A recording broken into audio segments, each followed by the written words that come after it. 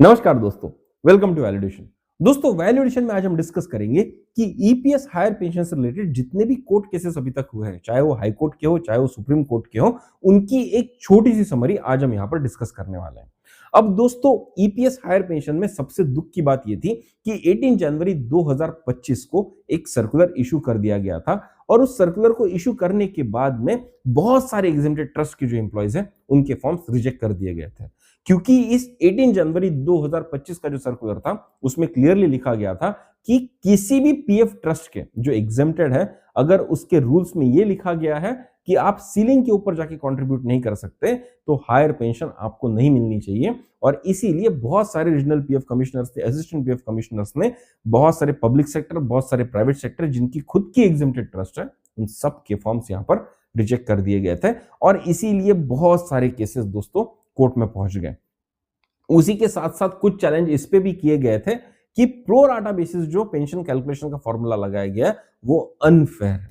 और डेफिनेटली दोस्तों जैसे ही प्रो राटा का फॉर्मूला ईपीएस हायर पेंशन में आ गया, पेंशन की अमाउंट तकरीबन 15% तक कम हो चुकी है। और मैं बता रहा हूं, जिन लोगों को 30,000 रुपए पेंशन मिलनी चाहिए थी उनको 21 से 22,000 रुपए पेंशन मिल रही है।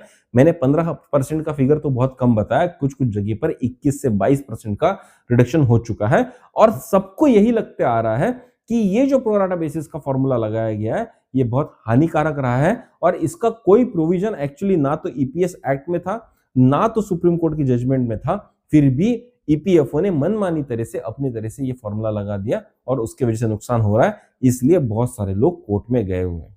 फिर दोस्तों कुछ कोर्ट केसेस थे जहां पर लोग इसलिए कोर्ट पहुंच गए कि एम्प्लॉयर ईपीएफओ को सही तरह से डॉक्यूमेंट्स नहीं दे पाया और इसीलिए ईपीएफओ ने उनके फॉर्म रिजेक्ट कर दिए गए। ऐसे बहुत सारे केसेस हैं जहां पर फॉर्म 3 है, फॉर्म 6 है, ऐसी कुछ कुछ चीजें मांगी जाती है। अब दोस्तों फॉर्म 3 क्या होता है? एक आदमी का टोटल सर्विस रिकॉर्ड होता है जहां पर हर साल हर महीने कितना पैसा ईपीएफओ को पहुंचाया गया है एम्प्लॉय की तरफ से। मतलब कि एम्प्लॉयर जब एम्प्लॉय की सैलरी से पैसा कट करता है, उसको जब ईपीएफओ को डिपॉजिट करता है तो उसका ब्यौरा दिया होता है कि कितना पैसा पीएफ में गया, कितना पैसा ईपीएस में गया। ऐसा मंथ वाइज हर साल का एक फॉर्म 3 निकलता है एक एम्प्लॉय का। उसी तरह से ऑर्गेनाइजेशन का फॉर्म 6 से निकलता है कि ऑर्गेनाइजेशन में कितने कितने लोगों का हर साल कितना कितना पैसा गया। ऐसे दो डॉक्यूमेंट होते हैं और क्योंकि ये सर्विस पीरियड के लिए टोटल डेटा चाहिए होता है तो ईपीएफओ ये कहता है कि बहुत सारे ऑर्गेनाइजेशन टोटल डेटा नहीं दे पाए, किसी ने 10 साल का दिया, किसी ने 20 साल का दिया और इसीलिए हमने फॉर्म रिजेक्ट कर दिया। अब यहां पर एम्प्लॉयज कहते थे कि भाई हमारी गलती क्या है? फॉर्म जो मेंटेन करने की जिम्मेदारी है वो एम्प्लॉयर की है, ऑर्गेनाइजेशंस की है, उसको वेरीफाई करने की जिम्मेदारी ईपीएफओ की है। हमारा काम था पैसा कटवाना, हमने हमारा पैसा कटवा लिया तो हमारा काम खत्म हो गया और इसी कंटेंशन के ऊपर बहुत सारे लोग कोर्ट में गए। तो उसके जजमेंट क्या है कि समरी में मैं आपको बताऊंगा। अब दोस्तों इसके अलावा और बहुत सारी छोटी छोटी चीजें हैं जहां पर लोगों ने ये चैलेंज किया है कि ईपीएफओ जब डिमांड लेटर इशू करता है तो उसमें लोगों से इंटरेस्ट चार्ज करता है। मतलब कि कोई व्यक्ति अगर 2017-18 में ईपीएस से एग्जिट कर चुका है, रिटायर हो चुका है, तो वहां से अगर उसको 2025 में डिमांड लेटर आया तो ईपीएफओ क्या करता है, 2017-18 से लेकर 2025 तक का इंटरेस्ट भी चार्ज करता है। तो बहुत लोग कह रहे हैं कि ये गलत है, ऐसा नहीं होना चाहिए। और लोगों का लॉजिक पता है क्या है कि भाई जब ईपीएफओ डिमांड लेटर इशू करता है तो स्टार्टिंग से इंटरेस्ट चार्ज करता है, लेकिन जब हमको उसी डेट से 2017-18 की डेट से एरियर्स देने की बात करता है तो बोलता है कि मैं इंटरेस्ट नहीं दूंगा, ये अन्याय है और इसलिए बहुत सारे लोग कोर्ट गए हुए हैं। उसी के साथ साथ एक 1.16% का कंट्रीब्यूशन होता है। जब सेंट्रल गवर्नमेंट ने डिसाइड किया कि ईपीएस में मिनिमम पेंशन 1000 रुपीज की दी जाएगी, तब ईपीएफओ ने बात बोली कि मिनिमम पेंशन देने के लिए कुछ बजटरी सपोर्ट चाहिए होगा। और ये बजटरी सपोर्ट आएगा कहां से? तब सेंट्रल गवर्नमेंट ने बोला कि चलिए इस मिनिमम पेंशन को मिनिमम बनाने के लिए, मतलब कम से कम इतनी 1000 रुपए की पेंशन देने के लिए जो भी बजटरी सपोर्ट लगेगा उसके लिए 1.16% of the contribution central government देगा। अब दोस्तों जैसी हायर पेंशन की बात आई, 15,000 रुपए की सीलिंग को क्रॉस करके पैसा भरने की बात आई, तो ईपीएफओ ने कहा कि ये जो 1.16% का जो प्रोविजन है ये भी एम्प्लॉय को ही देना होगा। 15,000 तक सरकार देगी, 15,000 के ऊपर जो भी होगा वो एम्प्लॉय को ही भरना होगा, डिमांड लेटर के फॉर्मेट में ही भरना होगा। और इसीलिए भी दोस्तों बहुत सारे लोग कोर्ट पहुंच गए। तो दोस्तों ऐसी कई सारी चीजें हैं जिसके वजह से लोग कोर्ट पहुंचे हुए। तो पहले मैंने आपको कारण बता दिए, अब चलिए मैं आपको बताता हूँ कि जजमेंट्स क्या-क्या है और उसके ऊपर आज की वस्तु स्थिति क्या है। तो दोस्तों आज का ये वीडियो बहुत इंटरेस्टिंग होने वाला है, तो आखिर तक जरूर देखिएगा। तो चलिए शुरू करते हैं हमारा आज का ये वीडियो।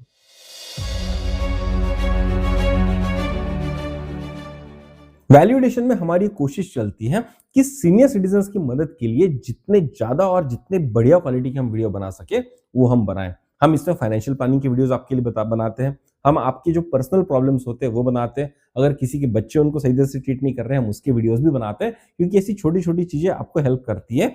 और मेजोरिटी तौर पर दोस्तों हम ईपीएस हायर पेंशन पे भी वीडियो बनाते हैं, और हम इसलिए बनाते हैं क्योंकि यूट्यूब पे कोई और ऐसा चैनल नहीं है जो सीनियर सिटीजन की मदद के लिए उनको हायर पेंशन से रिलेटेड लेटेस्ट अपडेट उनको दे सके। और दोस्तों हर सीनियर सिटीजन का ये हक बनता है कि उसको लेटेस्ट जानकारी हो कि उसके हक के साथ क्या खिलवाड़ किया जा रहा है और उसके हक के लिए कोई लड़ रहा है या नहीं लड़ रहा है। तो दोस्तों इसीलिए वैल्यू एडिशन की ये कोशिश चलती है। लोग कोर्ट जाके लड़ रहे हैं, हम यूट्यूब पे आपके हक के लिए लड़ रहे हैं। और दोस्तों ये आपकी भी जिम्मेदारी बनती है कि आप अगर हमारे चैनल को देखते आ रहे हैं, हमारे वीडियोस देखते आ रहे हैं, उनको पसंद करते आ रहे हैं, लेकिन आज तक अगर आपने हमारे चैनल को सब्सक्राइब नहीं किया तो जरूर सब्सक्राइब कीजिएगा, हमारे वीडियोस पे कमेंट कीजिएगा, क्योंकि दोस्तों जब आप कमेंट करते हैं तब हमको पता चलता है कि आपको हमारे वीडियोस कैसे लगे, आपका फीडबैक मिलता है। प्लस हमको ये पता चलता है कि आपको कोई और दिक्कत तो नहीं हो रही, तो हम आपकी वहां पर हेल्प करने की कोशिश करते हैं। हम आपके लिए टेलीग्राम के ग्रुप्स बनाते हैं जहां पर आप ही की तरह जो पीड़ित लोग हैं वो एक जगह पर आकर अपनी अपनी क्वेरीज बता सकते हैं, और जिन जिन लोगों को उनका सोल्यूशन मिल चुका है वो आपके साथ शेयर कर सकते हैं, आपकी मदद कर सकते हैं। इतनी बढ़िया चीजें दोस्तों वैल्यूएशन करता है, तो ये आपका भी फर्ज बनता है कि अगर ये चैनल आपका है, आपके फायदे के लिए बनाए, आपकी इंफॉर्मेशन के लिए बनाए, तो आप भी इसको सब्सक्राइब करें। तो चलिए दोस्तों अब डिस्कस करते एक एक करके कि किस तरह से कोर्ट केसेस का रिजल्ट आया था। अब दोस्तों इन पूरी श्रृंखला में जो सबसे पहला कोर्ट केस का रिजल्ट आया था वो आया था मद्रास हाईकोर्ट का, बीएचईएल एम्प्लॉयज का। वहां पर एग्जेम्प्टेड ट्रस्ट बोलकर 18 जनवरी 2025 का सर्कुलर दिखाकर EPF original PF commissioner Trichy ने बीएचईएल के कुछ एम्प्लॉयज का फॉर्म रिजेक्ट कर दिया गया था। मद्रास हाईकोर्ट ने डिटेल में पढ़ा, और डिटेल में पढ़ने के बाद कुछ ऑब्जर्वेशंस दिए, जिसमें से कुछ कीन ऑब्जर्वेशंस ये थे कि सुप्रीम कोर्ट का जो 2022 का जजमेंट आया था उसमें कहीं पर भी ये नहीं लिखा है कि एग्जेम्प्टेड ट्रस्ट के रूल्स में अगर सीलिंग दी गई है तो आपको फॉर्म रिजेक्ट करने हैं। और लॉजिक यही दिया गया था कोर्ट की तरफ से कि भाई 2022 के पहले हायर पेंशन का प्रोविजन था ही नहीं, तो डेफिनेटली सीलिंग के ऊपर ही कंट्रीब्यूट होगा। तो आप ये कैसा कह सकते हो कि 2022 के जजमेंट के बाद अगर किसी के भी ट्रस्ट रूल में सीलिंग होगी तो हम उसका फॉर्म रिजेक्ट कर सकते हैं, ये कहना गलत है। उसी के साथ साथ ईपीएफओ का जो सर्कुलर आया था 18 जनवरी 2025 का, उसमें यह लिखा था कि कोई ऑर्गेनाइजेशन चाहे तो अपने रूल्स 2022 का जजमेंट आने के बाद अमेंड भी नहीं कर सकता। तो आप ना अमेंड करने दे रहे हो, आप ना उसके ऊपर पेंशन दे रहे हो, तो फिर आप घोर अन्याय कर रहे हो, क्योंकि कहीं पर भी ये नहीं लिखा है कि भाई हायर पेंशन के लिए पीएफ के ट्रस्ट रूल्स जो है वो एक्चुअली मायने रखेंगे। तो आप किस बेसिस पर एग्जेम्प्टेड ट्रस्ट के रूल्स दिखाकर फॉर्म रिजेक्ट कर रहे हो, और ये फैसला फेवर में चला गया था बीएचईएल एम्प्लॉयज का। उसी के बाद दोस्तों सिमिलर कुछ फैसले आए इलाहाबाद हाईकोर्ट से, सिमिलर कुछ फैसले आए कलकत्ता हाईकोर्ट से। इलाहाबाद हाईकोर्ट में एचएएल के जो एम्प्लॉयज हैं, हिंदुस्तान एरोनॉटिक्स लिमिटेड के जो पुराने एम्प्लॉयज हैं, उन्होंने सिमिलर केस डाला था और वहां पर भी वो केस जीते थे। उसी की तरह कलकत्ता में अगर आप देखेंगे, कलकत्ता हाईकोर्ट में स्टील अथॉरिटी ऑफ इंडिया की जो सेल के जो एम्प्लॉयज थे वो गए थे, कुछ टाटा स्टील के लोग गए थे। उनके केसेस में भी दोस्तों सारे के सारे जजमेंट आज तक एम्प्लॉयज के फेवर में आए, और हर जगह पर हाईकोर्ट ने यही कहा है कि आप एग्जेम्प्टेड ट्रस्ट के रूल्स नहीं दिखा सकते, क्योंकि सुप्रीम कोर्ट जजमेंट ऐसा इम्प्लिसिटली कहीं पर भी नहीं कह रहा है, एक्सप्लिसिटली भी कहीं पर भी नहीं कह रहा है। तो आप अपनी मनगढ़ंत कहानियां ना बनाएं, और ईपीएफओ इन सारे लोगों को डिमांड लेटर इशू करे। बीएचईएल के केस में डिमांड लेटर इशू हो चुके थे, कलकत्ता हाईकोर्ट के केस में डिमांड लेटर इशू हो चुके थे, लेकिन इलाहाबाद हाईकोर्ट के केस में डिमांड लेटर इशू नहीं हुए थे। और इसीलिए वहां के जो एम्प्लॉयज थे उनको मेरी तरफ से मैंने भी गुजारिश की थी कि भाई आप चाहे तो सुप्रीम कोर्ट तक जाइए, क्योंकि जब आप सुप्रीम कोर्ट में जाएंगे या हाई कोर्ट में ही कंटेम्प्ट पिटीशन डाल दीजिए कि भाई आपके ऑर्डर की अवहेलना हो रही है, तो शायद उससे आपको फायदा होगा, शायद उससे समाज को फायदा होगा, सबको फायदा होगा। उसी के तहत दोस्तों प्रो राटा बेसिस का फॉर्मूला को चैलेंज करते हुए हिमाचल हाईकोर्ट में सितंबर 2025 में एक जजमेंट आया था, जहां पर सिंगल जज के बेंच ने यह बताया था कि भाई pro rata basis ultra wire से ये बिल्कुल भी वैलिड नहीं माना जा सकता। और लॉजिक पता है दोस्तों कोर्ट ने क्या दिया था? लॉजिक मोटा मोटा तौर पर यह दिया गया था कि प्रो राटा बेसिस का पेंशन फॉर्मूला इसलिए आया था क्योंकि जब सीलिंग बेस्ड पेंशन दी जाती, जब 2000-3000 रुपए की छोटी-छोटी पेंशन आप दे रहे थे, जो सीलिंग बेस्ड थी, तो वहां पर अलग-अलग टाइम पर अलग-अलग कंट्रीब्यूशन हुआ करता था। कभी 5000 की सीलिंग थी, कभी 6500 की सीलिंग थी, कभी 15000 की सीलिंग थी। और क्योंकि कंट्रीब्यूशन अलग-अलग पॉइंट पर अलग-अलग तरह से हुआ है, तो आप वहां पर प्रो राटा लगा सकते हो कि जिस पीरियड के लिए 6500 कंट्रीब्यूट हुआ था, तो 6500 को बेस लेके पेंशन कैलकुलेट करेंगे। जिस पीरियड में 15000 का बेस लेके कैलकुलेशन हुआ था, तो 15000 को बेस लेके कैलकुलेट करेंगे, और इसीलिए प्रो राटा वाज वैलिड।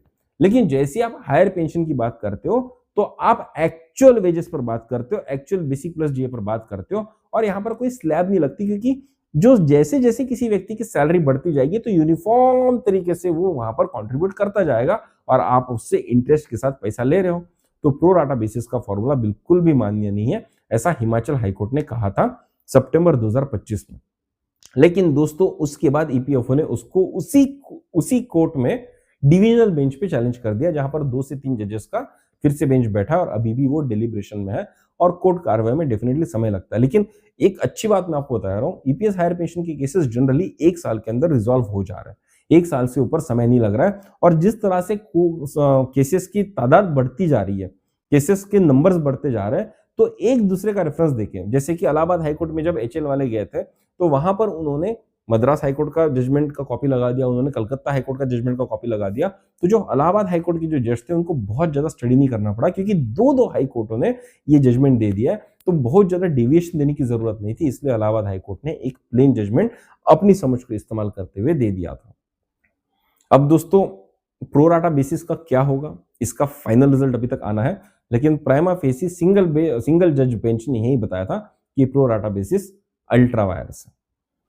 अब दोस्तों जो तीसरा मुद्दा आता है, जहां पर डॉक्यूमेंट की कमी की वजह से ईपीएफओ ने फॉर्म रिजेक्ट कर दिया, ये चैलेंज हुआ था बॉम्बे हाईकोर्ट में। और दोस्तों बॉम्बे हाईकोर्ट में ये चीज बहुत क्लियर तरह से बताई गई थी कि भाई अगर कुछ डेटा चाहिए ईपीएफओ को, तो वो कौन देगा? वो देगा एम्प्लॉयर, क्योंकि एम्प्लॉय का जो काम होता है सिर्फ पैसा कटवाना होता है, डॉक्यूमेंट मेंटेन करने का पूरा काम एम्प्लॉयर का होता है। और एम्प्लॉयर को जब ये पूछा गया कि आपने डेटा क्यों नहीं दिया, तो एम्प्लॉयर ने बहुत क्लियर तरीके से कहा, एक्चुअली एम्प्लॉयर का नाम था हाफकाइन केमिकल लेबोरेटरीज। अब ये मतलब फार्मास्यूटिकल कंपनी है, सेक्टर की कंपनी है। तो दोस्तों उन्होंने ये कहा कि भाई हमारे पास जितना डेटा था हमने ईपीएफओ को दे दिया। कुछ रिकॉर्ड पहले हम फिजिकली मेंटेन करते थे, कुछ रिकॉर्ड बाद में ऑनलाइन तरीके से मेंटेन करने लगे। तो ऑनलाइन डेटा तो हमारे पास पूरा है, लेकिन फिजिकल डेटा जब हम मेंटेन करते थे, तो उसकी एक लिमिट होती है कि आपको कब तक स्टोर करना है। आप इतने बड़े बड़े बंडल 100 साल 200 साल तक नहीं कर सकते, क्योंकि उसके लिए जगह लगती है, उसको प्रिजर्वेशन के लिए पैसा लगता है। तो कुछ नियम होते हैं कि कितने साल बाद आप डॉक्यूमेंट्स को डिस्पोज कर सकते हैं। तो शायद हमने वो डिस्पोज कर दिया, अब हमारे पास वो रिकॉर्ड नहीं है, लेकिन वो रिकॉर्ड ईपीएफओ के पास जरूर होना चाहिए, क्योंकि ईपीएफओ ने उसी रिकॉर्ड को यूज करके जो नॉर्मल पेंशन लोगों की थी वो शुरू कर दी थी। और जब हायर पेंशन की बारी आ रही है, तो हमसे पूछ रहे कि कंट्रीब्यूट किया था कि नहीं किया था, तो ये सही नहीं होगा। और ये बात को कोर्ट ने माना। कोर्ट ने ये कहा कि पूरे डॉक्यूमेंट होने की जरूरत नहीं है। अगर मोटा मोटा तौर पर ये साबित हो जाता है कि एम्प्लॉय ने कंटिन्यूअस बेसिस पर कंट्रीब्यूशन किया है, तो उसका कंट्रीब्यूशन मानना चाहिए। कोर्ट का ये ऑब्जर्वेशन भी था कि ईपीएफओ एक वेलफेयर ऑर्गेनाइजेशन है, और ईपीएस एक्ट और ईपीएफ एक्ट एक वेलफेयर लेजिस्लेशन है। अगर आपने कुछ वेलफेयर लॉ बने हुए इंडिया में, तो आपको मौका नहीं ढूंढना है कि किस तरह से फॉर्म को रिजेक्ट कर देना चाहिए। आपको हर वो मौका ढूंढना चाहिए जहां पर आप लोगों की एप्लीकेशन पास कर सके।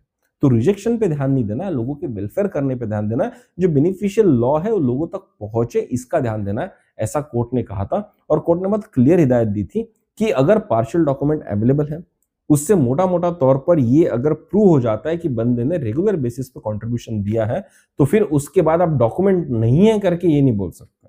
डॉक्यूमेंट नहीं है ये कोई कॉज नहीं हो सकता किसी बंदे का हायर पेंशन रिजेक्ट करना, क्योंकि ये जिंदगी और मौत का सवाल बन सकता है। दोस्तों ऐसे केसेस मैंने देखे हैं जहां पर 2000 रुपए की बेसिक पेंशन से बढ़कर 21 22 हजार रुपए की पेंशन हुई है, और लोगों की जिंदगी में ड्रास्टिक डिफरेंस आया हुआ है। जो लोग अपने बच्चों के ऊपर डिपेंडेंट रहते थे, वो आज इंडिपेंडेंट हो चुके हैं, क्योंकि अब उनको पता है कि मरते तक उनको एक बड़ी सी पेंशन यहाँ पर गारंटीड हो चुकी है। और इसीलिए बॉम्बे हाईकोर्ट ने भी बहुत बढ़िया यहाँ पर जजमेंट हो गया दे दिया है। तो दोस्तों हमने 3 बातें यहाँ पर डिस्कस की। कलकत्ता हाईकोर्ट का जजमेंट, मद्रास हाईकोर्ट का जजमेंट, इलाहाबाद हाईकोर्ट का जजमेंट, जो एग्जेम्प्टेड ट्रस्ट के रूल्स के बेसिस पर जो फॉर्म रिजेक्ट हो रहे उसके लिए था। फिर दोस्तों हमने डिस्कस किया हिमाचल हाईकोर्ट का जजमेंट, जहां पर प्रोराटा बेसिस को चैलेंज करके पहला जजमेंट तो एम्प्लॉय के फेवर में आ चुका है, डिवीजन बेंच का पता नहीं जजमेंट अब कब आएगा। अब तीसरा जो था दोस्तों लैक ऑफ डॉक्यूमेंट्स, तो उसके लिए बॉम्बे हाई कोर्ट ने यहां पर जजमेंट दे दिया। अब इसके अलावा बार बार ये चीज उठाई जाती है कि क्या सुप्रीम कोर्ट में डायरेक्टली जाया जा सकता है। जब सुप्रीम कोर्ट की बात आती है तो सुप्रीम कोर्ट में भी 2 केसेस अभी तक दायर किए गए।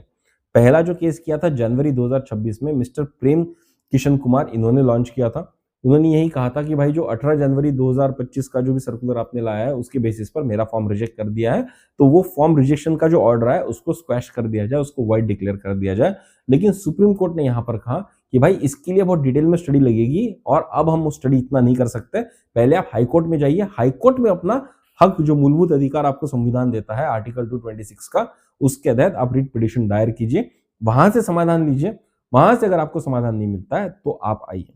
उसी के साथ साथ दोस्तों 2 अप्रैल 2026 को एक रिसेंट हियरिंग हुई है, जिसमें मिस्टर सराफ जो थे एनएचपीसी के, एनएचपीसी नाम की एक पीएसयू है, उसके कुछ एम्प्लॉयज थे जिनको लीड कर रहे थे मिस्टर सराफ।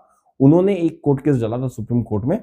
उन्होंने बहुत अच्छी अच्छी चीजें वहां पर लाई है। अब देखिए सुप्रीम कोर्ट उसको कैसे डील करता है, पर जो मुद्दे लाए मैं आपको बता देता हूं। पहला, जो 18 जनवरी 2025 का जो सर्कुलर लाया था, जिसके तहत एग्जेम्प्टेड ऑर्गेनाइजेशंस के एम्प्लॉयज के फॉर्म रिजेक्ट किए गए ईपीएफओ की तरफ से, उसको स्क्वैश कर दिया जाए। दूसरा, उनका जो खुद का पेंशन फॉर्म रिजेक्ट हुआ था उस ऑर्डर को स्क्वैश कर दिया जाए। तीसरा, इन्होंने बोला है कि जो इंटरेस्ट कैलकुलेशन ईपीएफओ कर रहा है डिमांड लेटर पे, उसको रीअसेस किया जाए, उसको रिवैलिडेट किया जाए और बताया जाए कि क्या ईपीएफओ सही कर रहा है कि नहीं कर रहा है। और दोस्तों उसके बाद उन्होंने एक बहुत अच्छी डिमांड की थी, वो कहा था कि जब ये जजमेंट इसका आ जाएगा तो उसके बाद कुछ ऐसा ऑर्डर इशू किया जाए कि जिससे ईपीएफओ हायर पेंशन का जो भी इंप्लीमेंटेशन कर रहा है उसको कंटिन्यूअस तौर पर मॉनिटर कर लिया जाए। मतलब कि ऐसा ना हो जाए कि एक जजमेंट आ गया उसके बाद ईपीएफओ उसको इंप्लीमेंट ही नहीं कर रहा, या ईपीएफओ कहीं इंप्लीमेंट कर रहा है कहीं नहीं कर रहा है, कुछ लोगों को मिल रहा है कुछ लोगों को नहीं मिल रहा है। तो जब तक सबके फॉर्म नहीं हो जाते, तब तक सबको हायर पेंशन नहीं मिल जाती, तब तक ईपीएफओ का जो भी बिहेवियर है वो सुप्रीम कोर्ट मॉनिटर करे। ऐसी कुछ चीजें उन्होंने डाली थी। इसके ऊपर दोस्तों 2 अप्रैल 2026 को पहली सुनवाई हुई थी, जहां पर ईपीएफओ के जो वकील थे मिस्टर सिद्धार्थ, उन्होंने ये कहा था कि भाई जनवरी 2026 में ऐसा एक पिटीशन ऑलरेडी डिसमिस हो चुका है, कंटेम्प्ट पिटीशन दायर नहीं किया गया है, क्योंकि हायर कोर्ट को जाके वहां पर अप्लाई करने की हिदायत सुप्रीम कोर्ट ने दी है। तो इस पिटीशन को सिमिलर ग्राउंड पर खारिज कर दिया जाए, ऐसा ईपीएफओ के वकील का कहना था। तो दोस्तों अब तुरंत ही इसके ऊपर कोर्ट ने एक्शन लिया हुआ है। अब देखते हैं कि आगे जाके इस केस का क्या होगा, क्या सुप्रीम कोर्ट इस केस को एंटरटेन करेगा या फिर से हाई कोर्ट की तरफ ही इसको रेफर किया जाएगा। अब दोस्तों सुप्रीम कोर्ट में मामला पहुंचा है, लेकिन supreme court definitely busy organisation है। उनके पास बहुत सारे महत्वपूर्ण मुद्दों के ऊपर में बहुत सारी चीजें पेंडिंग है, बहुत सारे इश्यूज पेंडिंग है, और इसलिए शायद डिटेल स्टडी के मोड में अभी सुप्रीम कोर्ट नहीं जाना चाहता। इसलिए उन्होंने बोला हाई कोर्ट के पास चले जाओ, और हाई कोर्ट से अगर ना हो तो हमारे पास आओ। अब दोस्तों यहाँ पर कुछ केसेस में ईपीएफओ ने हाई कोर्ट के जजमेंट आने के बाद लोगों को डिमांड लेटर इशू कर दिए, शायद उनकी पेंशन भी शुरू कर दी। लेकिन कुछ कुछ केस जैसे कि इलाहाबाद हाईकोर्ट के बाद, इलाहाबाद हाईकोर्ट का जो जजमेंट आया था उसके बाद में ईपीएफओ ने एक्चुअली डिमांड लेटर इशू नहीं किए। वो शायद इस बात को सोच रहे कि उसको चैलेंज किया जाए, क्या हो, तो उसके लिए एचएल के एम्प्लॉयज ऑलरेडी कंटेम्प्ट पिटीशन यहाँ पर दायर कर रहे हैं, जो बहुत अच्छी बात है। उनका मूलभूत अधिकार है, संविधान उनको ये हक देता है, तो वो करे। और जहां जहां पर लोगों को जस्टिस नहीं मिल पाया, ऐसा लग रहा है कि उनके साथ सही नहीं हुआ है, तो वो लोग सुप्रीम कोर्ट जा सकते हैं। तो अगर कोई ऐसा व्यक्ति इस वीडियो को सुन रहा है जिनका हायर पेंशन का फॉर्म हाई कोर्ट में भी उनके फेवर में जजमेंट नहीं आया है, ईपीएफओ के फेवर में गया है, तो उन्होंने डेफिनेटली अपील करनी चाहिए सुप्रीम कोर्ट में, क्योंकि तब रास्ते जल्दी खुलेंगे, फास्टर तौर पर खुलेंगे। अभी जो सुप्रीम कोर्ट ने केसेस खारिज करके हाई कोर्ट में भेजे, ये कब हाई कोर्ट में चलेंगे, 1-2 साल बाद फिर ये सुप्रीम कोर्ट में जाएंगे, तो बहुत लंबी जर्नी हो जाएगी। तो ऐसा अगर कोई व्यक्ति है जिसको हाई कोर्ट से शायद जस्टिस ना मिला, ऐसा उसको अगर फील आ रहा है, तो वो सुप्रीम कोर्ट में अपील कर सकता है। उसने बिल्कुल जल्दी जल्दी करनी चाहिए। मेरे हाथ जोड़ के आपको रिक्वेस्ट है कि आप ऐसा करें, इससे समाज को फायदा होगा, बहुत सारे सीनियर सिटीजन को फायदा होगा। तो दोस्तों आज के इस वीडियो में हमने देखा कि कंसोलिडेट तरीके से जितने भी हाई कोर्ट्स और सुप्रीम कोर्ट के अभी तक केसेस चले हैं, जो बड़े बड़े मुद्दों पर लड़े गए, किसी का जजमेंट आया, किसी का नहीं आया, किसी का पेंडिंग है, उन सबको दोस्तों समराइज तरीके से हमने आपके सामने आज प्रस्तुत किया। अगर इस वीडियो ने आपकी जिंदगी में वैल्यू ऐड किया तो जरूर हमको कमेंट बॉक्स में बताइएगा। अगर कुछ और इन्फॉर्मेशन आपके पास है तो जरूर शेयर कीजिएगा। अगर आपको लगता है कि किसी और मुद्दे के ऊपर हमने वीडियो बनाना चाहिए तो वो भी कमेंट बॉक्स में बताइएगा। आपकी कमेंट्स का हम बहुत आतुरता से यहाँ पर इंतजार करते रहते हैं, तो जरूर कमेंट कीजिएगा। अगर दोस्तों आपको वीडियो अच्छा लगा तो अपने दोस्तों के साथ शेयर कीजिए, अपने परिवारजनों के साथ शेयर कीजिए, क्योंकि दोस्तों जितनी अवेयरनेस हम इस टॉपिक के ऊपर बढ़ाएंगे उतना हम सबको फायदा होगा। और याद रखिएगा, यूनिटी इज स्ट्रेंथ। जितना हम यूनाइटेड रहेंगे उतना ही अच्छा इस केस के लिए लड़ पाएंगे, इस कॉज के लिए लड़ पाएंगे, और तभी दोस्तों मैक्सिमम लोगों को फायदा होगा, इंक्लूडिंग यू, आपको भी होगा। अगर दोस्तों आपको हमारे वीडियो अच्छे लगते हैं तो जरूर सब्सक्राइब कीजिए। याद रखिएगा, वैल्यूडेशन आपका चैनल है, आपके फायदे का चैनल है, और आपको इस चैनल को सब्सक्राइब करना ये आपकी मॉरल रिस्पॉन्सिबिलिटी बनती है, क्योंकि हम कुछ ऐसी बिट आपके लिए लाते हैं जो इंटरनेट पे आपको कहीं और अपडेटेड तरीके से नहीं मिलेगी। तो दोस्तों ये जो इन्फॉर्मेशन हम देते हैं आपको, ये आपकी जिंदगी में वैल्यू ऐड जरूर करती है, और इसीलिए हम भी आपसे उम्मीद रखते हैं कि आप हमारे चैनल को सब्सक्राइब करेंगे। तो चलिए दोस्तों, जल्दी मिलेंगे एक नए वीडियो के साथ, एक नए डिस्कशन के साथ। तब तक के लिए सब्सक्राइब करते रहिए हमारा चैनल वैल्यू एडिशन। धन्यवाद।